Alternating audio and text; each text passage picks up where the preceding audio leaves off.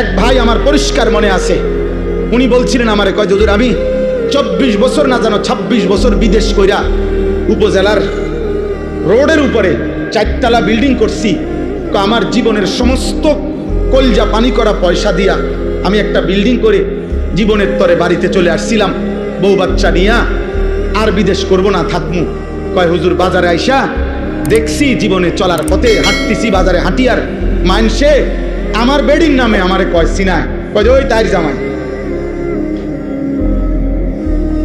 তখন আমি বুঝছি যে হায় আমার বিবি এত বেশি পরিমাণ বাজারে আইসে গেছে যে বাজারে রিক্সাওয়ালা, অটোওয়ালা, সিএনজিওয়ালা, রাস্তার মানুষ, বাজারের দোকানদার, ফলওয়ালা, তরকারিওয়ালা, ধন্যপাতাওয়ালা, ফাঙ্গাসওয়ালা, প্রত্যেকেই আমার বউরেছেন। এটা ইজ্জত? কথা বলে না, এটা সম্মান? এটা কোন নারীর সম্মান? এটা এই মাদ্রাসা কি করে? মহিলা মাদ্রাসা কি করে? মহিলা মাদ্রাসা পবিত্র নারী উপহার দেয়, মহিলা মাদ্রাসা চরিত্রবান নারী উপহার দেয়, মহিলা মাদ্রাসা রাবেয়া বসরি মনে করায় দেয়, মহিলা মাদ্রাসা খাদিজাতুল কুবরা মনে করায় দেয়, মহিলা মাদ্রাসা আয়েশা সিদ্দিকা মনে করায় দেয়, মহিলা মাদ্রাসা ফাতেমা মনে করায় দেয়, মহিলা মাদ্রাসা বিবি মরিয়ম মনে করায় দেয়, মহিলা মাদ্রাসা বিবি আসিয়া মনে করায় দেয়, যে আসিয়া পৃথিবীবাসীকে বলছিল, হে পৃথিবীর নারীরা, গোটা পৃথিবীর নারীদেরকে প্রতিদিন হযরতে আসিয়া বলে, হে ঈমানদার নারীরা, আমি সেই নারী যে নারী এই পৃথিবীর সর্বনিকৃষ্ট কাফের, খোদা দাবিদার ফেরাউনের মতো নিকৃষ্ট কাফের, এত বড় কাফের ঘরে থেকেও আমার শরীরের আসিয়া, হযরতে আসিয়াকে সারা শরীরের মধ্যে, খোদার কসম কিতাবে আছে, তাফসিরে আছে, আসিয়ার শরীরটার মধ্যে ফেরাউন একটা একটা করে পেরেক মারছে, পেরেক, সারাটা শরীরের মধ্যে পেরেক মারছে, পেরেক, তার কাটা পেরেক মাইরা, এরপরে ওনাকে বান দিয়া, এরপরে বলছে আসিয়া এখনো সুযোগ আছে, ঈমান ছেড়ে দে, মুসার কালেমা ছাড়, আমার দিকে ফির, নাই তো আমি তোকে মেরেই ফেলবো। হযরতে আসিয়া বলছিল, ফেরাউন বাদশাহী ছাড়া যায়, তোর মতো ফেরাউনের স্ত্রীর মর্যাদা ছেড়ে দিলাম, রাজপ্রাসাদ ছেড়ে দিলাম, রাজরানীর মর্যাদা ছেড়ে দিলাম, কিন্তু ফেরাউন তুই জানোস না কলিজায় যে ঈমান আছে সেই ঈমান ছাড়া যায় না, মালিক ছেড়ে দেওয়া যায় না, এমন রব ছাড়া যায় না, এমন সৃষ্টিকর্তা বাদ দেওয়া যায় না রে ফেরাউন, তোকে বাদ দিতে পারি।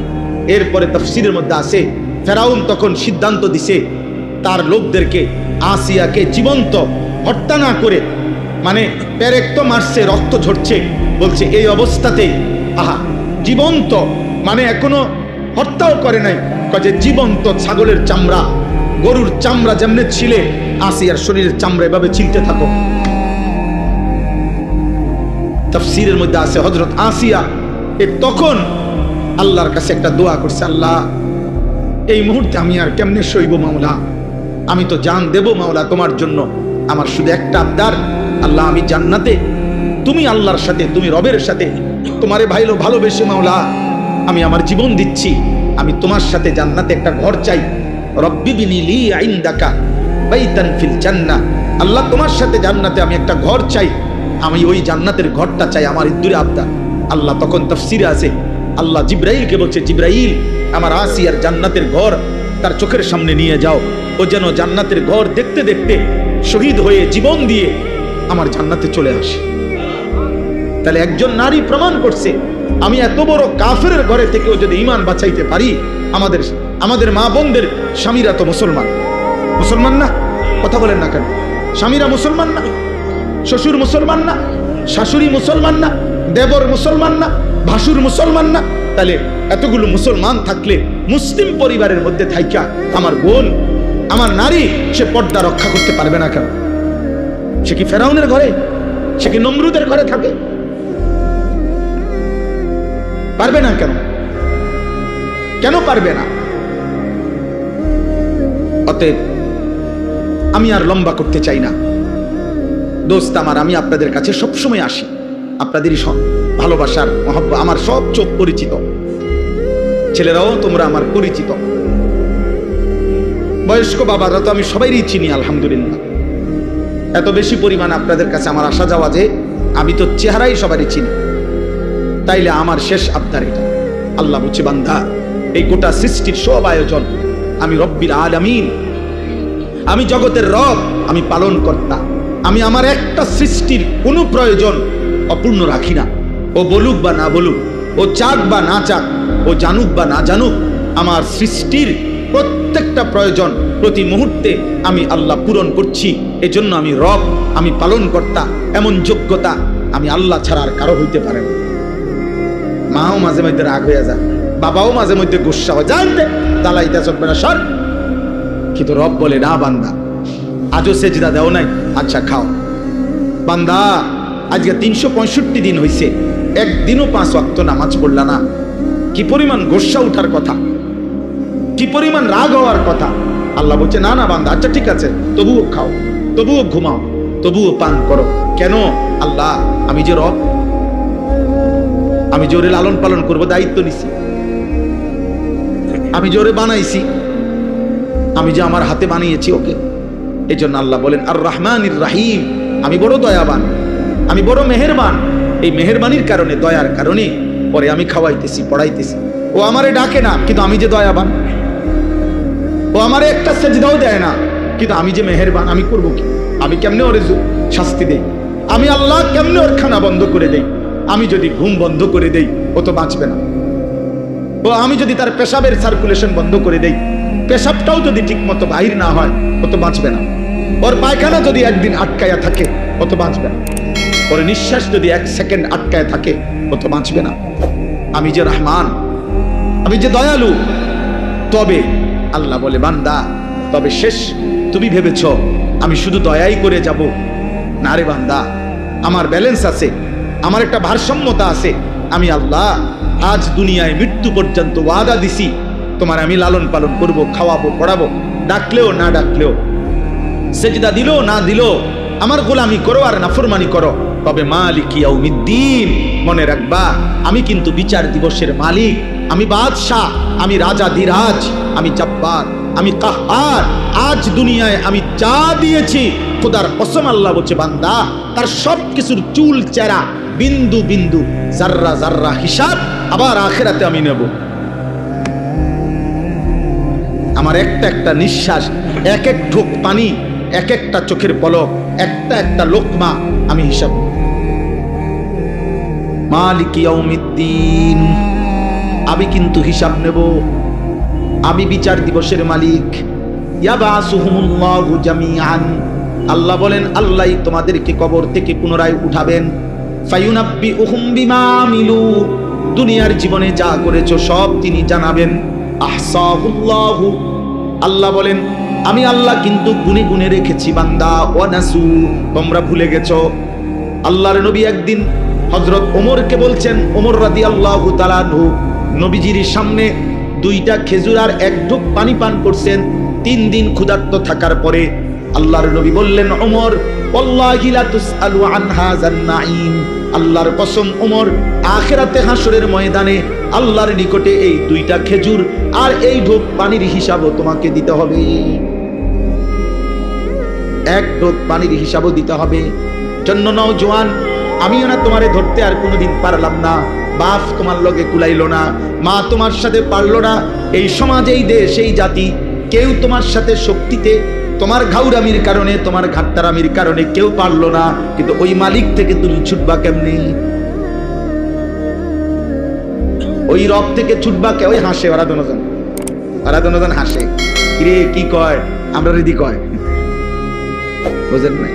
হ্যাঁ, অসভ্য তো বুঝে, ওরে যে কয় ও তো বুঝে, ওরে বল।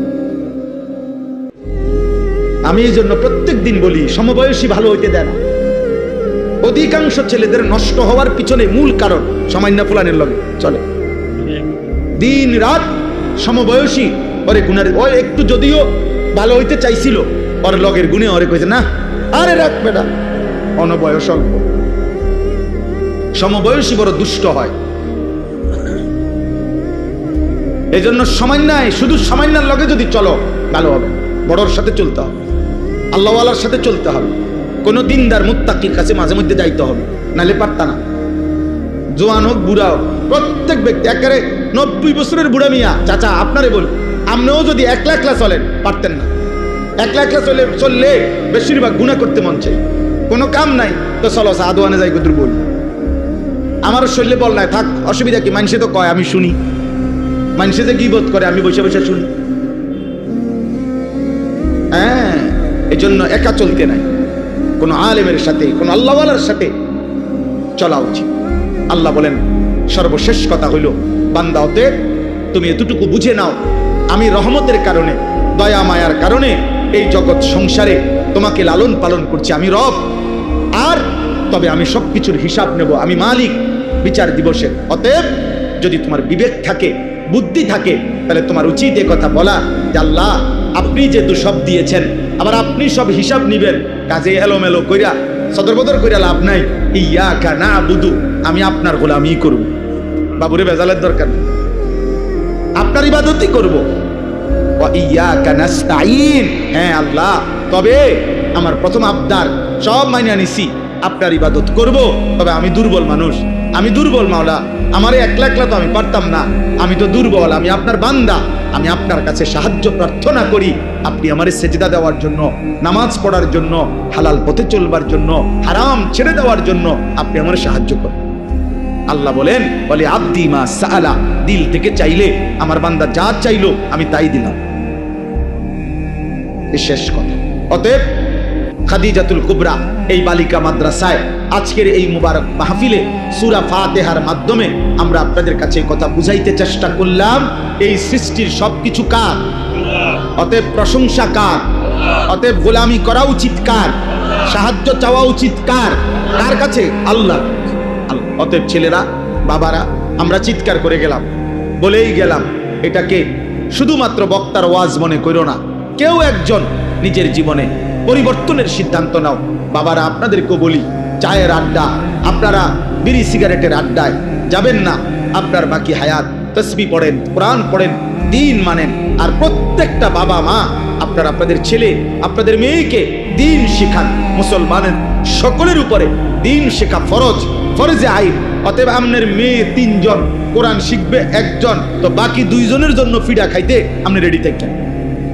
আপনার ছেলে 3 জন, আপনি কোরআন শিখাইছেন 1 জন, মাশাআল্লাহ, বাকি 2 জন যে শিখিল না, বাকি 2 জন যে হালাল হারাম চিনল না, ওদের জন্য ফিডা খাওয়ার ক্ষেত্রে আপনি রেডি থাকেন। এই জন্য যার সন্তান যতজন দিন শিখবে ততজন। কথা বলে না, কতজন? যার মেয়ে 3 জন কোরআন শিখবে কয়জন? যার ছেলে 3 জন কোরআন শিখবে কয়জন? সবাই সবাই সবাই, আলা কুল্লি মুসলিম, প্রত্যেক মুসলমানের উপর। এই জন্য আলহামদুলিল্লাহ আমার প্রিয় ভাই মৌলানা নজরুল ভাই, আমার প্রিয় ভাই মৌলানা লোকমান হোসেন ভাই, ওরা 2 জন আলহামদুলিল্লাহ আমি প্রত্যেক বছর দেখি আমার কাছে এই মাহফিলটার জন্য একটা ডেট দিবার জন্য 2 জন একসাথে যায়, মহব্বত করে। আলহামদুলিল্লাহ আমার বড় তামান্নার কথা হইল আপনাদের কাছেও সর্বোচ্চ নিজেরা ছাড় দিয়ে হইল, নিজেরা মিল মহব্বতে থাইকা ইখলাস ও তাকওয়ার সাথে গুনাহমুক্ত পরিবেশে কোনো বেপরদিগি যেন না হয়, আল্লাহর